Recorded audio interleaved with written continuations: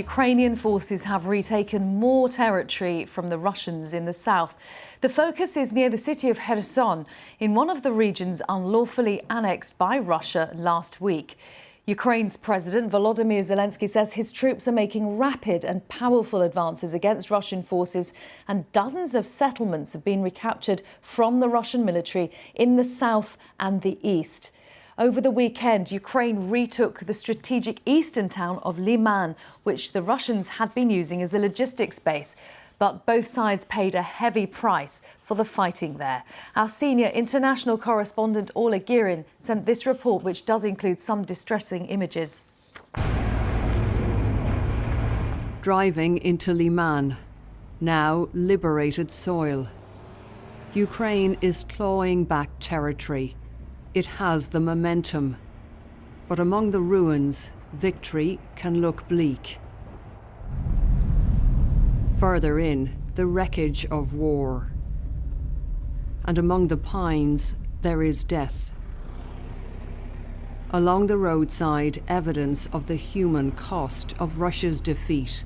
The bodies of fallen soldiers still lying where they fell. Ukrainian volunteers keep watch over the dead, trying to help identify the remains. Unknown soldiers in Vladimir Putin's war. Some clustered together. Once they were someone's husband or someone's son. A few steps away, a Soviet book for teenagers entitled Adventure Library.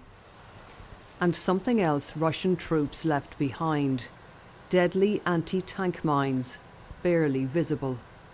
What happened here wasn't just a defeat for President Putin, it was a complete humiliation. Ukrainian forces head for new battles. They know they need to move fast. Soon freezing winter weather could slow their advance. Orla Guerin, BBC News, Liman. Let's go live to Kyiv and get the latest from our correspondent Hugo Bashega. Hugo, how much momentum does there seem to be in these recent Ukrainian gains in the south and in the east? Well, Karen, we're seeing the most dramatic shifts on the front lines in the south of the country since the start of this counteroffensive. The Ukrainians are pushing ahead. The Russians are being forced to leave some positions in the Kherson region, and the Ukrainians are advancing and recapturing villages along the Dnipro River, which is acting as a natural barrier in that part of the country. And the reports we're hearing from Russian sources suggest a very difficult situation for thousands of Russian troops positioned in these areas. So we should see the Ukrainians making some gains and more gains in the next few days, and recapturing more villages in that part of the country. I think here the key target is the city of Kherson, which is one of the largest Ukrainian cities in Russian hands. It is the only regional capital under Russian occupation. So we should expect some intense fighting in the battle for the city of Kherson when the Ukrainians reach the outskirts of this city.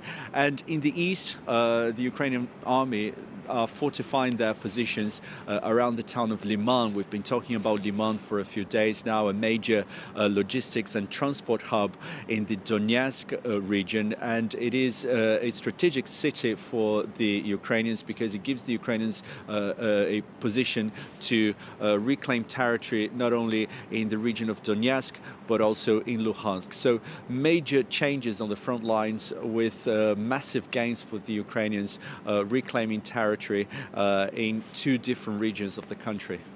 And we've been hearing in recent hours that more than $500 million of additional military aid has been promised by the US to Ukraine, including HIMARS rocket launchers. How much of a difference does Ukraine say this sort of assistance is making now?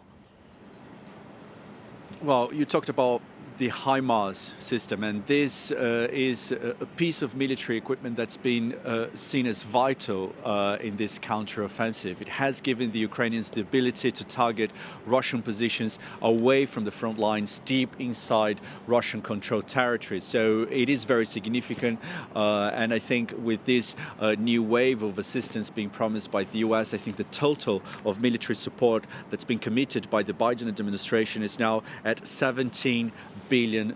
So obviously it's been vital for the Ukrainians, this level of help, but in particular these rocket launchers that have given the Ukrainians the ability to strike positions away from the front lines, giving them this kind of momentum in this counter-offensive. OK, Hugo, for the moment, thank you very much. Hugo Bashega in Kyiv.